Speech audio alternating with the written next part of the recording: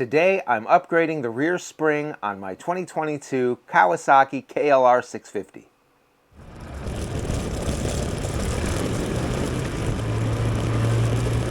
Hey, another beautiful morning. Got some CNC stuff going on. We got some train stuff going on, but today I'm excited. Today we are working on the Kawasaki KLR. I got this. It's a spring. It's a replacement spring. It's an upgrade for the rear spring on this thing. This is a little beefier. I should have looked up the specs so I could have told you. Hold on. It's the Top Gun rear shock spring. I got it from Rocky Mountain ATV. They come in different weights. This one is the highest one. It's rated for 250 to 300 pound rider. Now, I'm not 300 pounds, but you get me, you get gear, you get camping stuff, you get a couple gallons of water, maybe some extra fuel on there. You'll still be able to ride comfortably. It's what they say. We'll find out. The stock spring, for comparison, online it says something like it's rated for a 180 pound rider. Oh, that's adorable. A 180 pound KLR rider.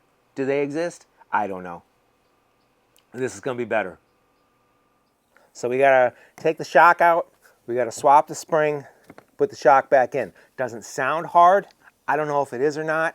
They don't make repair manuals in print for this yet.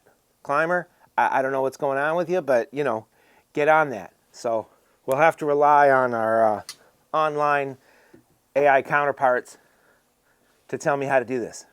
Hey, a couple of things. First of all, I'm not sponsored at all. I paid for all the things I got in this video, full price as far as I know. Secondly, if you're using tools, power tools, working on stuff, always be safe, don't hurt yourself. I am not an expert. Speaking of not being an expert, it would have been very easy for me to edit this video like, do this, and then do this. Obviously, if you don't already know that, you must be slow. I didn't do it like that. I'm editing this, hopefully, like how I went about it, because I think that's closer to how people work in the garage. Thanks for watching.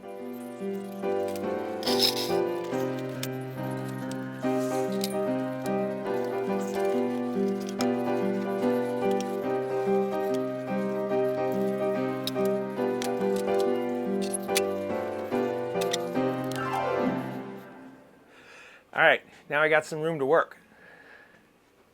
When is Climber going to come out with a repair manual for the 3rd gen KLR? I'm kidding, we don't need to know about them right now. To remove and replace rear shock. We gotta lift the motorcycle, support the motorcycle. Let's lift and support the motorcycle.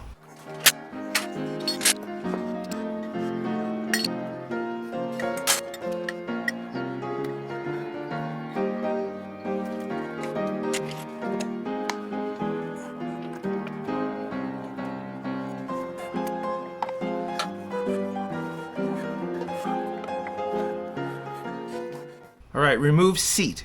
Remove side panels if needed. Support rear swing arm. When possible, always use your bike's toolkit to work on your bike. Get you familiar with the kit and lets you know if there's anything you're missing.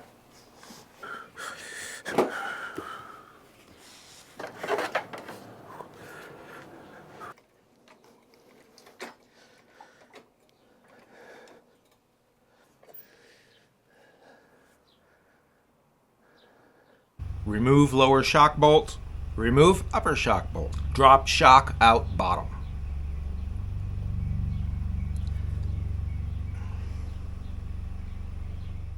All right, there's something missing in there, and that is first disconnect the linkage to the swing arm. That's going to free up the swing arm. It's going to make it a lot easier for everything you're doing. I was so focused on following the instructions that I forgot to really just look at what I was doing. But take that linkage off first, then the lower bolt. 17 on the other side.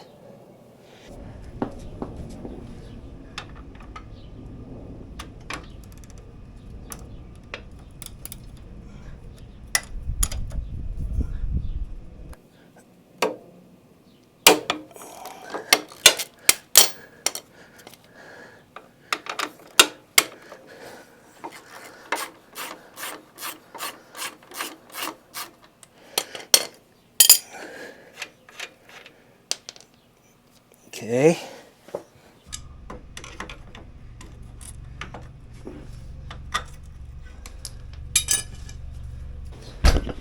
All right, top bolt. I can see it from this side, but the other side, the airbox is in the way, and that airbox is in there. It's right there. All right, the AI internet has left me at this point. Now we gotta try the normal internet. Got coffee and water, because I can't make up my mind.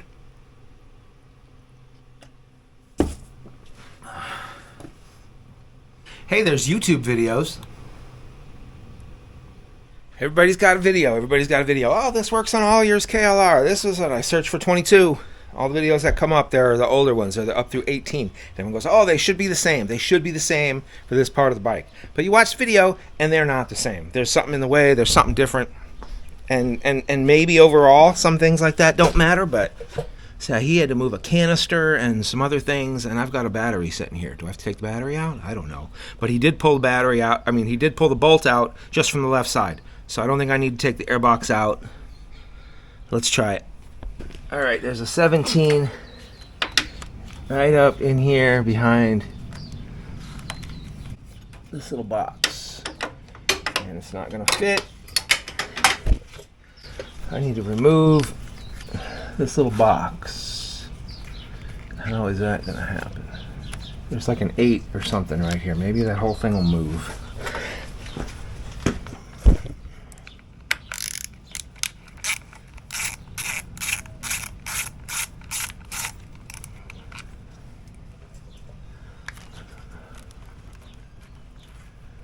Okay. This moves now, but does it move enough?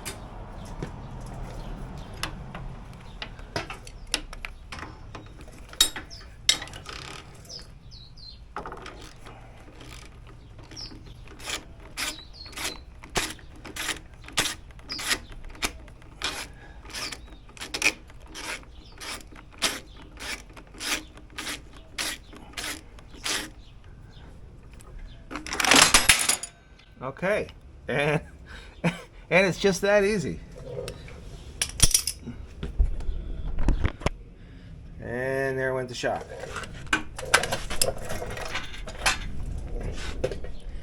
There it is. All in all, not that difficult. Would have been a little easier with an actual repair manual. Okay, now let's take it over to the bench, see what has to happen next. Now, I'm not completely opposed to digital repair manuals. I got a bunch of regular repair manuals over there, and I guess being able to pull it up on your phone out somewhere, it's got its place in the universe. But when I'm sitting here in the garage, you get your hands dirty, you're doing stuff. I don't want to be scrolling on an iPad the whole time. I like having the book, and then you can kind of mark pages, and you go back and forth, because torque specs are never listed in the same section. Anyway. Incidentally, the Climber people are now owned by the Haynes people, other repair manuals, and they're mostly focused on the digital. But, the people who own Haynes, private equity, so it's only a matter of time before they're gone. All right, this is my shock. This is the top. This is the adjusting bolt for your sag or pretension or whatever. On this bike, there's 5 settings. It goes 1, 2, 3, 4, 5. It's the stiffest. So the valve and everything is down here. I'm going to guess this is the end we take off. You probably compress the spring, then you take this little collar off right here. Boom, boom. Put the new spring on there. So we need a spring compressor. We need a spring compressor. Or I could take it to a shop and just say, here, put this together for me. But before we do that, let's see if we don't screw it up somehow. Where do I get a spring compressor? I mean, I could try to jimmy one up, but there's a lot of energy stored in these things, even the lightweight one. So I guess it's back to the internet. I need a spring compressor. And just like that, the internet provides. I actually ordered this yesterday. I was hoping it would come in today so we could do this, but let's see.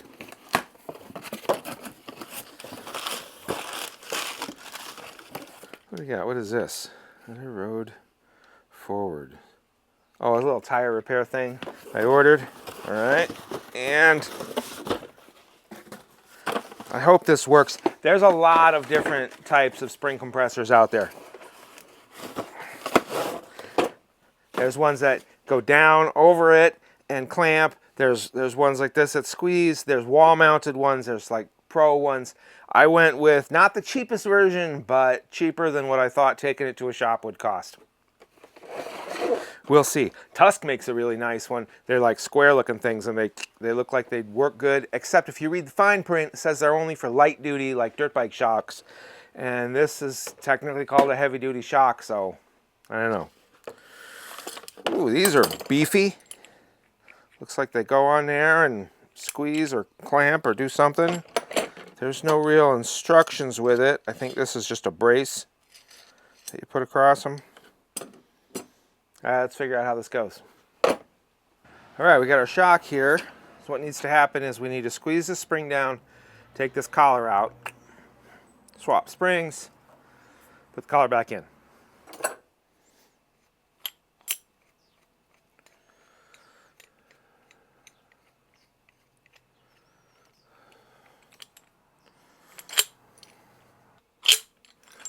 What are we looking at here? Okay, so looks to me like, so you got your clamp. This little piece is probably where you put that brace on so these things can't blow apart. If you're working on like a big, like a McPherson strut or something. There's a little adjustment in this top one, and that's probably to get the spacing exactly right. And then there's this big thing that's going to do the actual clamping. So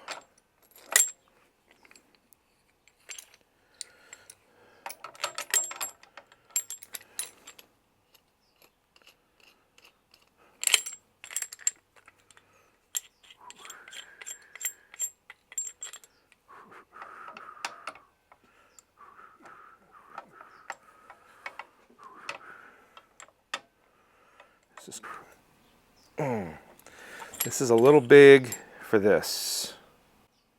Huh.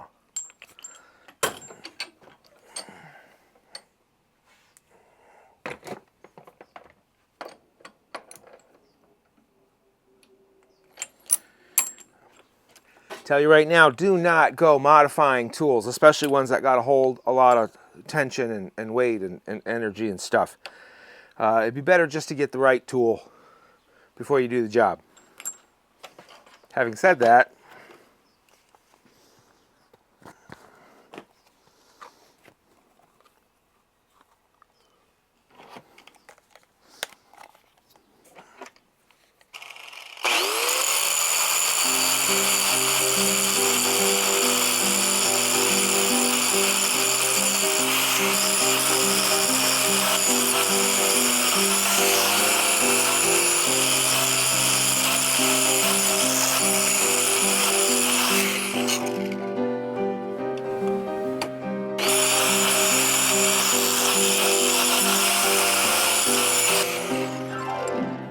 for anybody who's actually worried, I only worked on, I just modified the little tooth. I didn't grind out anything from the strong part. Okay, where were we? Let's put this in here. Try not to damage it.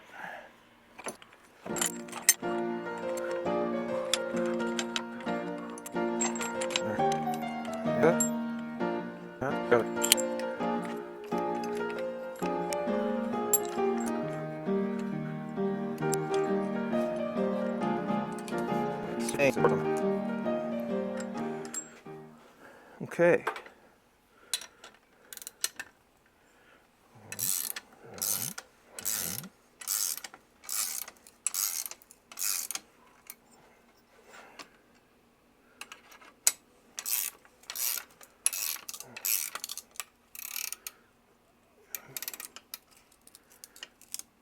Quick pause.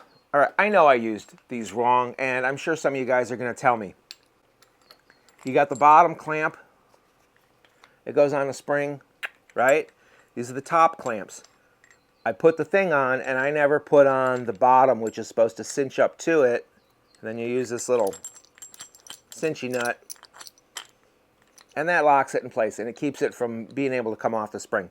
That's the proper way to use it. I didn't use it that way. I knew it, and I didn't really think about it or care at the time, but yeah.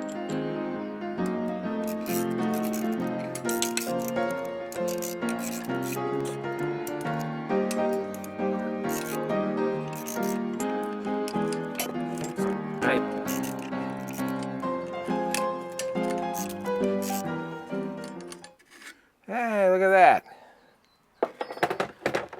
Okay.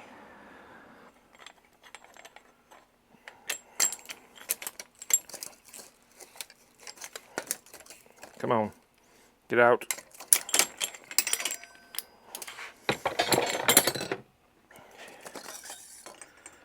And the spring comes off. There's a little collar right here. That'll go back on.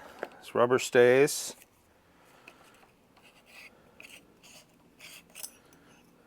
That's just a cover. All right.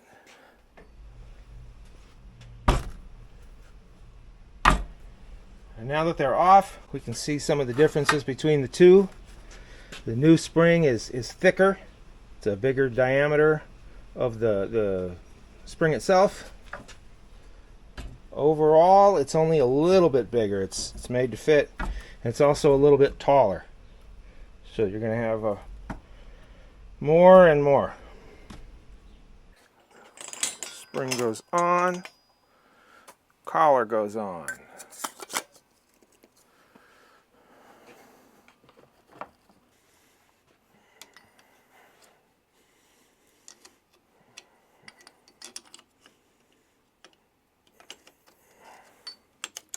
There it is. There it is. Aha! Shocking. This goes back in. Adjuster faces this way. Where's my bolts? Here's my bolts. On my side. Yeah.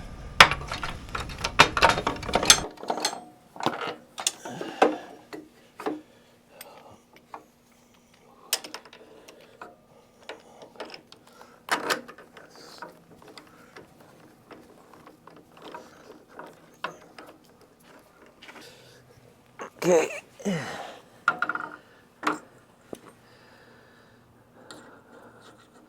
That one is that. This one. This one.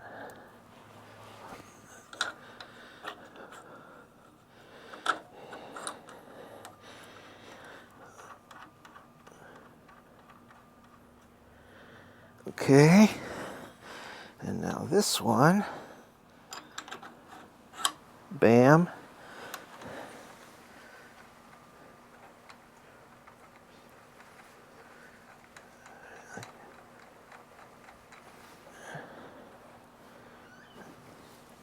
Okay. Once all your bolts are in, then you can go back and tighten them. You don't want to tighten one and then have to fight it to get the rest in, but you know that. There was a thing where I went to the internet one more time for the torque specs, and I torqued everything down, and I got to show off my fancy digital torque wrench. The camera wasn't on. I don't know. There you go. So now you just got me telling about it. Yes, I torqued everything down. I looked up the correct specifications. We got everything tightened up. We got the seat, we got the side panels back on. We put it on the ground, and we get ready for a test drive.